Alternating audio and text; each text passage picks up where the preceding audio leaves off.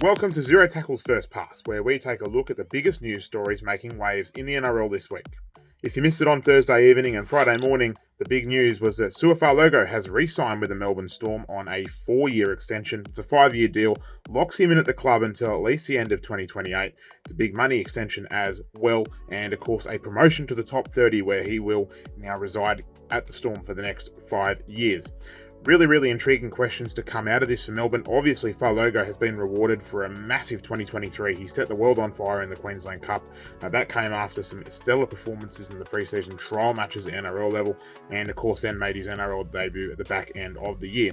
Seems like he will be used in a bench utility role this year. Melbourne obviously have an overabundance of fullbacks, with Ryan Papenhuyzen returning from virtually missing the entire 2023 season, and his replacement last year, Nick Meaney, who has been Melbourne's Mr. Fix-It since arriving from the Bulldogs. He's likely to play in the centres this year.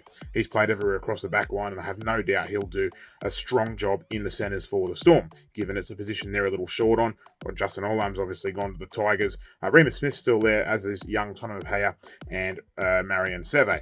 Back on the fullback thing though, obviously Sua Fa'alogo has intentions of taking over that jumper in the long run. He will obviously begin the season off the bench with Papenhuyzen taking the number 1 jersey back. But I think the long-term question is the real intriguing one here for the Storm. Papenhuyzen is signed with Melbourne until the end of 2025, so the end of next year. Faalogo now till 2028. I think it's a clear sign that Melbourne are ready to go with Faalogo from 2026. Papenhuyzen's not a player they'll want to let go of, but I think it's an insurance policy as well, because Papenhuyzen has obviously not played much in the last 2 years. He's struggled enormously with injury, only had a handful of games last year, firstly returning from that knee injury sustained at the back end of 2022, and then of course the ankle injury that he had just a few weeks after returning. So they'll want to see a full season out of Papenhuyzen before they make any sort of contract decision. The issue there, of course, is that will start to get close to November 1, and if Faalogo has intentions of taking over that fullback jersey, you can imagine that a number of rival clubs will come sniffing around for Papenhuyzen from the 1st of November, creating a very intriguing situation for the Storm, where they may also not have the salary cap to keep Papenhuyzen. We know Melbourne's salary cap is a little bit stretched with so many big name players. Obviously, Papenhuyzen is joined at the Storm by Jerome Hughes, Cameron Munster, Harry Grant, just to name a few.